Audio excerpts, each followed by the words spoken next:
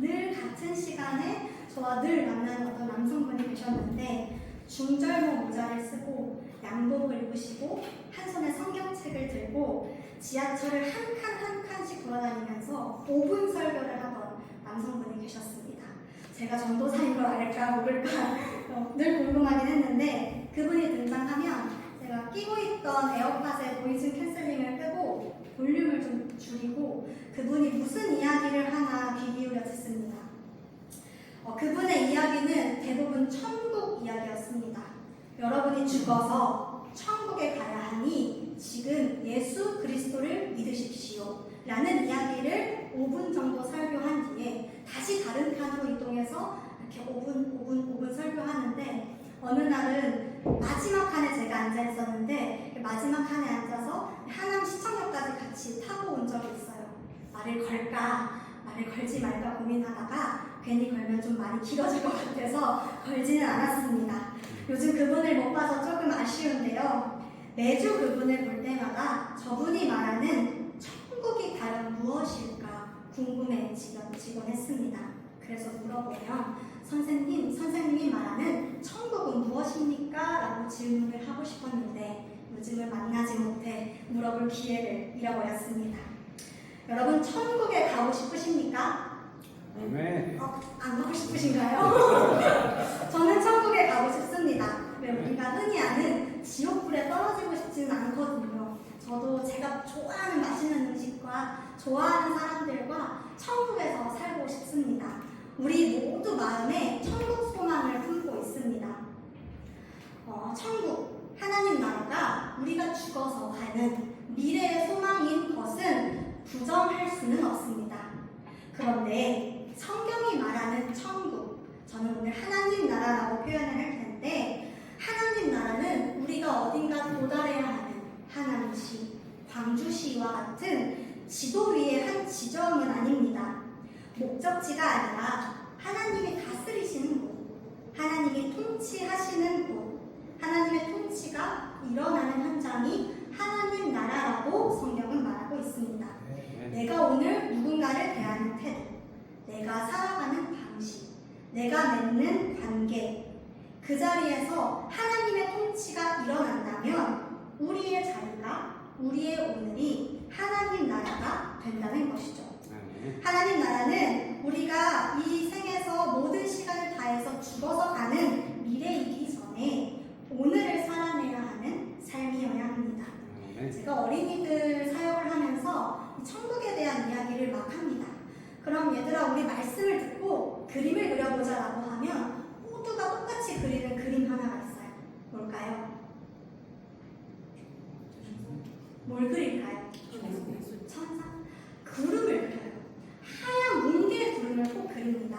모든 어린이들이 거의 그랬어요. 물론 안 그런 어린이도 있었는데 모두가 하얀 구름을 그리고 자기가 좋아하는 음식, 강아지, 좋아하는 사람들의 그림에 그립니다. 흰 구름이 상징하는 것이 무엇일까? 말하지 않아도 대충 하나님 나라를 어린이들이 이렇게 생각하는구나를 흰 구름을 보며 우리는 알 수 있죠. 우리도 하나님 나라라고 하면 어둠이 없고 밝은 세상, 눈물도 전쟁도 더 이상의 죽음도 없는 세상을 생각합니다. 그런데 지금 우리가 사는 세상을 돌아보니 이곳에서 하나님 나라를 펼쳐내기는 좀 어려울 것 같습니다. 흰 구름은 하나도 없죠. 전쟁이 그치지 않고 매일매일 누군가 죽는 범죄 소식이 들려오고 갈등은 무수합니다. 하나님이 본래 선하게 지으신 세상이 망가져 있습니다. 그래서 이런 질문이 듭니다. 아니 이렇게 망가진 세상 한복판에서 내가 흰 구름을 띄울 수 있을까? 하나님 나라를 살아낸다는 것은 무엇인가? 아니 어쩌면 그게 가능한가? 라는 질문이 듭니다. 오늘 여러분과 읽은 마태복음 13장에서는 이 세상 가운데 하나님 나라를 살아내는 이야기를 예수님이 들려주십니다. 그것도 5가지 비유로 들려주세요. 왜 이렇게 한 가지가 아니라 5가지 비유를 들려서 하나님 나라를 말할까? 저는 그 나라를 살아내는 길이 그만큼 다양하다는 것을 예수님이 알려주신다고 생각합니다. 오늘 여러분과 5가지 비유를 함께 읽고 이 말씀을 통해 우리 삶 가운데 아무리 어두운 삶이더라도 내 삶 가운데, 이 세상 가운데 하나님 나라를 펼쳐낼 용기가 여러분 마음에 심기기를 소망합니다. 먼저 마태복음 13장 31절과 32절의 말씀입니다. 겨자씨의 비유로 잘 알고 있죠. 겨자씨는 당시 농부들에게 아주 골칫거리였습니다.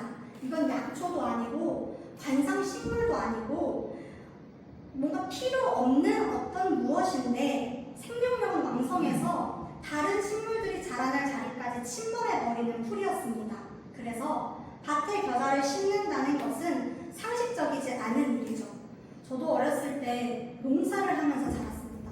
저는 농사를 짓는 학교를 나왔는데 여름에 매일매일 하는 일이 잡초를 골라내는 일이었어요.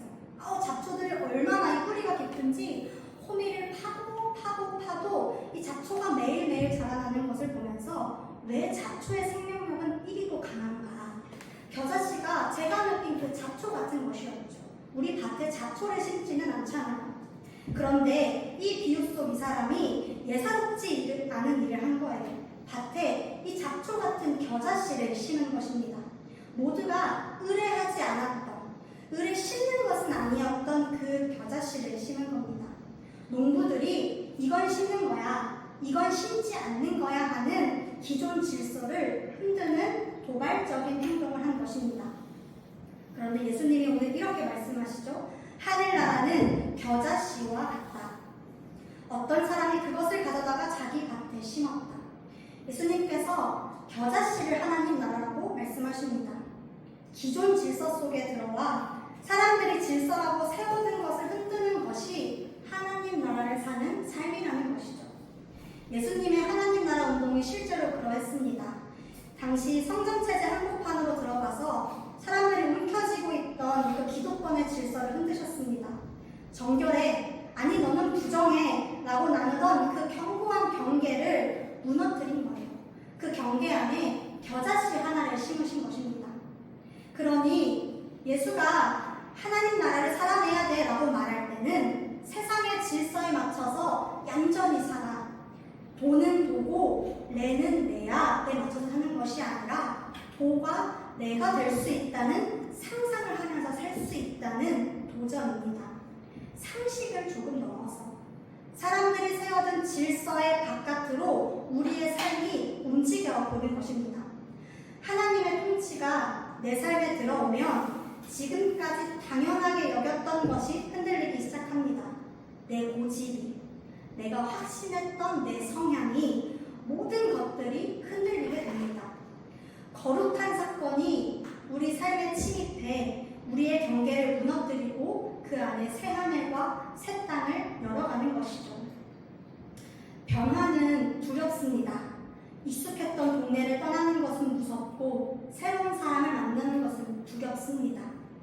그러나 우리가 세월이 흐를수록 새로운 것보다 익숙한 것이 손에 잡히기 마련이지만 우리 삶의 이 흔들림이 나를 무너뜨리는 것이 아니라 하나님께서 우리 삶에 들어오시는 거룩한 침입이라고 생각한다면 두렵거나 무섭거나 하는 것이 아니라 나에게 새롭고 설레고 도전이 된다는 것이죠.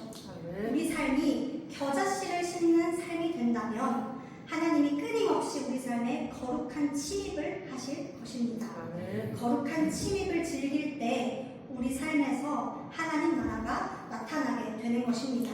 33절에서는 하나님 나라를 누룩으로 비유합니다. 유대 전통에서 누룩은 부정한 것이었습니다. 없애야 할 것인데 하나님께서 그 부정한 것을 하나님 나라라고 말하신 거죠. 누룩이 하는 일은 반죽에 스며들어서 조금씩 그 덩어리를 부풀리는 일입니다. 한순간에 일어나는 일이 아니에요. 누룩이 들어가서 이 반죽을 부풀리는 데는 시간이 필요합니다. 서서히 천천히 누룩 가루 서말의 큰 반죽이 점점 부풀어 오릅니다. 예수님께서 누룩이 하나님 나라다라고 말씀하신 까닭은 변화된 한 사람이 어떤 공동체 안에 들어갔을 때 그를 통해 어떤 변화가 일어나는지를 보여주시기 위함입니다. 예수님께서 가루 서말을 뒤집어라 라고 말씀하지 않으세요.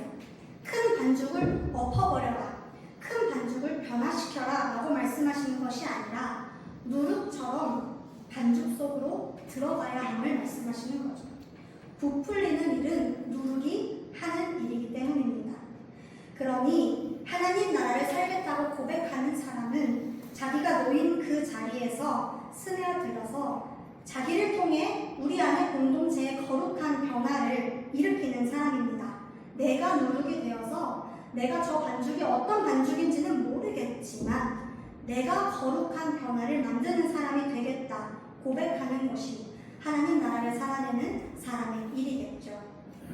44절과 46절은 두 가지 비유가 나란히 나타납니다. 밭에서 보화를 발견한 사람과 진주를 구하는 상입니다. 한 사람은 밭을 갈다가 우연히 보화를 발견했어요. 한 사람은 진주를 열심히 찾다가 진주를 발견한 사람입니다.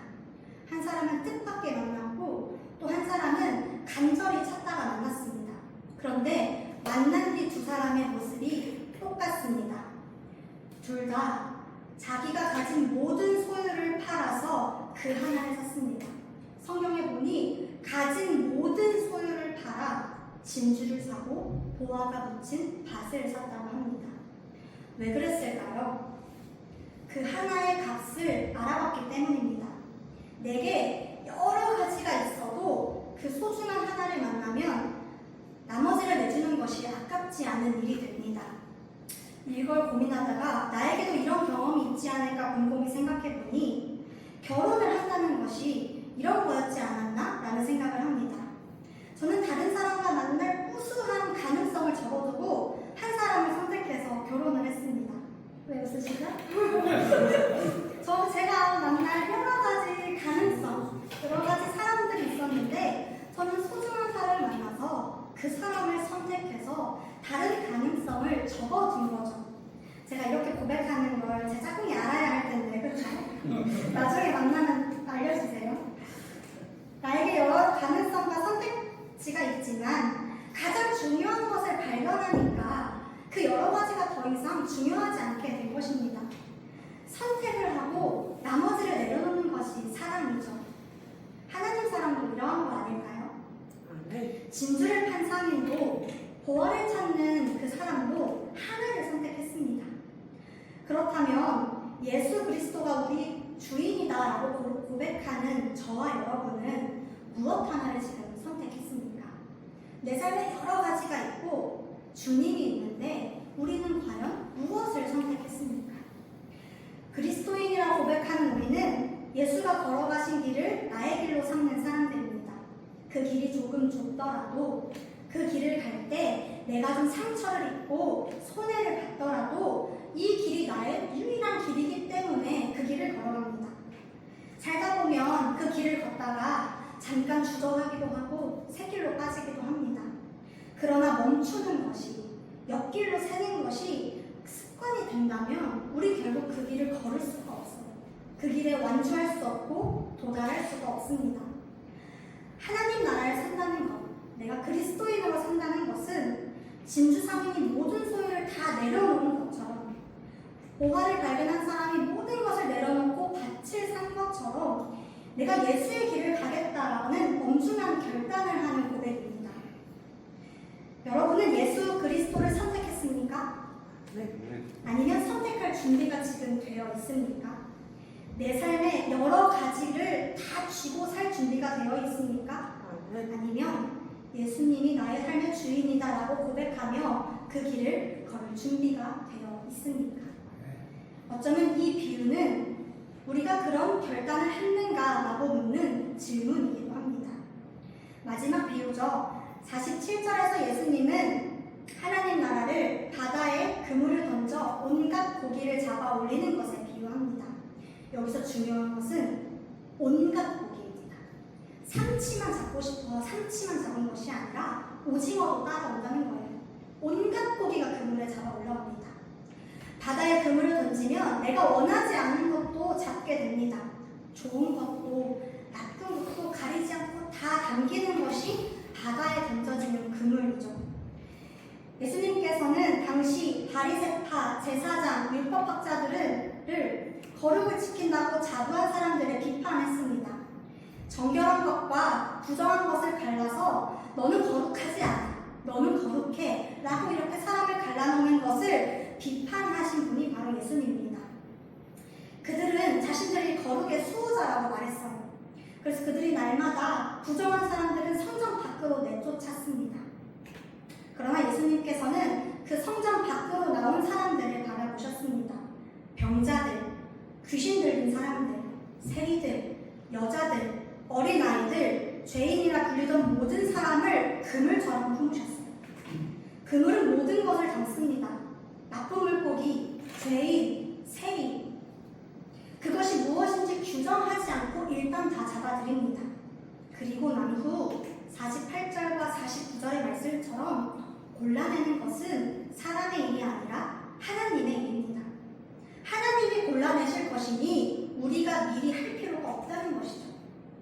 제가 인생을 산 지는 얼마 되지 않았습니다. 30년 인생밖에 되지 않아 우리 어른 성도님들 앞에서 이렇게 말하긴 좀 민망하지만 제가 살면서 시간을 지나면서 느끼는 것은 자꾸 만나게 되는 사람만 만난다는 거예요.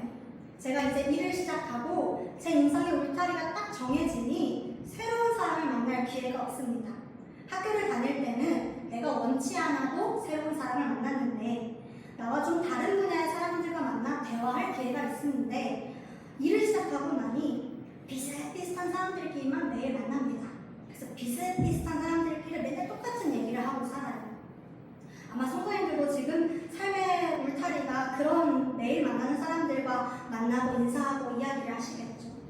다양한 사람들을 만나게 되는 것이 점점 줄어들고 있습니다. 그런데 그렇게 다양한 사람들을 만나고 소통할 수 있는 곳이 제게 딱 한 곳이 있습니다. 바로 교회입니다. 딱 교회에서만 이렇게 많은 사람들, 서빈이부터 우리 성도님들까지 다양한 연령층과 대화를 할 수 있어요. 우리 청년들과 제가 하는 일이 다른데 청년들이 하는 새로운 일을 새로 들을 수 있어요. 성도님들이 가져오시는 새로운 음식을 먹으면서 매주 새로운 경험을 합니다. 교회는 연령층, 직업, 어떤 다른 자리에 머문다고 해서 흩어지는 곳이 아닙니다. 어떤 조건 때문에 들어오지 못하는 사람이 없는 그물과 같은 것이 바로 교회죠. 교회는 다 품는 곳입니다. 서로에게 좋게 조건을 들이밀면서 배제를 하거나 골라내는 것은 교회에 모인 우리가 하는 일이 아닙니다. 그 사람이 어떤 사람이든 우리는 그물처럼 품어야 하는 사람입니다. 그것이 하나님 나라를 살아내는 사람의 삶이죠. 내가 선과 악의 척도가 되어서 사람을 판단하는 것, 저 사람은 이래, 저 사람을 심판하는 것, 밀어내는 것, 저 사람 좀 잘못된 것 같지 않아? 문제가 있는 것 같지 않아?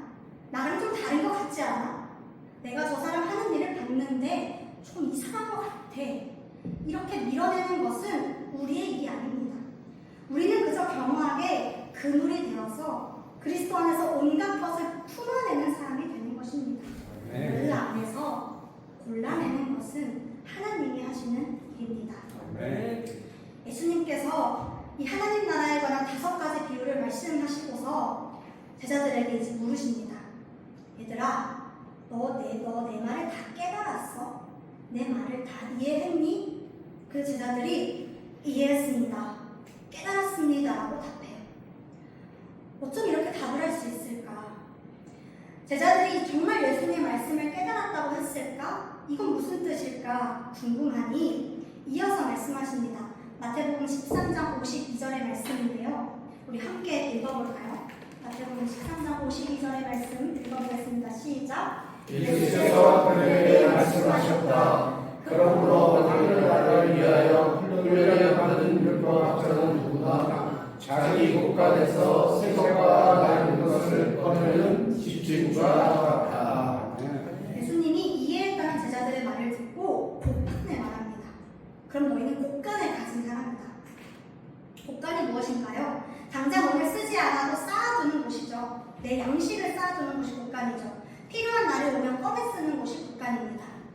제자들이 깨달았다는 것은 지금 당장 내가 겨자씨가 되어서 누룩이 되어서 내가 지금 당장 내 소유를 판다는 것이 아니라 이 5가지 비유의 말씀을 곡간에 넣어두게 되었다는 것입니다.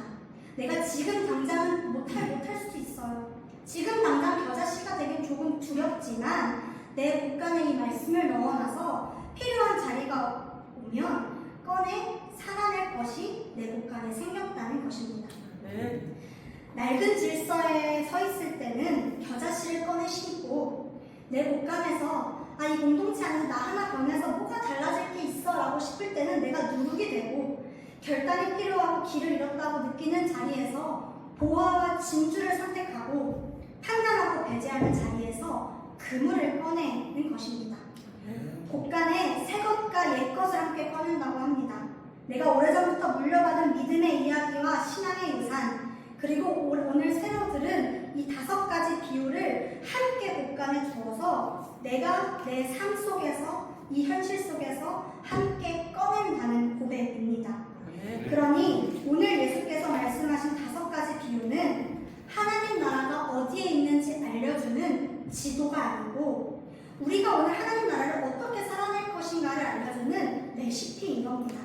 우리 곳간에 이 말씀을 가득가득 두어서 누룩을 꺼내고 겨자씨를 꺼내고 보화와 진주와 그물을 꺼낸다는 것입니다. 내가 지금 당장 하나님 나라를 살아낼 수 없어 라고 포기하는 것이 아니라 내가 이 곳간을 끊임없이 채우는 것이 오늘 예수님께서 이 비유를 우리에게 말씀해 주시는 까닭이겠죠. 말씀을 마무리하면서 제가 앞서 여는 말에 던졌던 질문으로 다시 돌아가 봅니다. 여러분, 이 망가진 세상 한복판에서 하나님 나라를 살아낸다는 것이 가능합니까? 오늘 예수님께서 5가지 비유로 답해 주셨습니다. 가능하다. 여러분은 여러분의 삶 속에서 하나님 나라를 살아낼 수 있는 사람입니다. 하나님 나라를 펼쳐낼 수 있는 사람입니다. 다만 어둠이 있다고 그걸 다 거치기를 기다리며 손 놓고 있는 것이 아니라 어둠이 거치지 않은 바로 그 자리에서 내 곳간을 열어서 살아내는 것입니다. 사랑하는 선한이웃교회 성도님 그리고 우리 청년부 여러분이 낡은 질서의 자리에 서 있다면 겨자씨를 꺼내서 심으시길 바랍니다. 나 안으로 무엇이 달라지겠다 싶은 자리라면 누르게 되어서 그 공동체 안에 스며드시기 바랍니다. 무언가 내려놓고 결단해야 하는 자리라면 내가 흔들린다면 보화와 진주를 선택하십시오. 내가 누군가 밀어내고 싶은 마음이 든다면 그물을 꺼내 그 모든 것을 품으시길 바랍니다. 천국 소망은 죽은 뒤에 이루어지는 것이 아닙니다. 오늘 우리가 앉아있는 그 자리에서 오늘 우리가 만나는 사람 오늘 우리가 걷는 그 걸음 안에 있음을 기억하시길 바랍니다. 잠시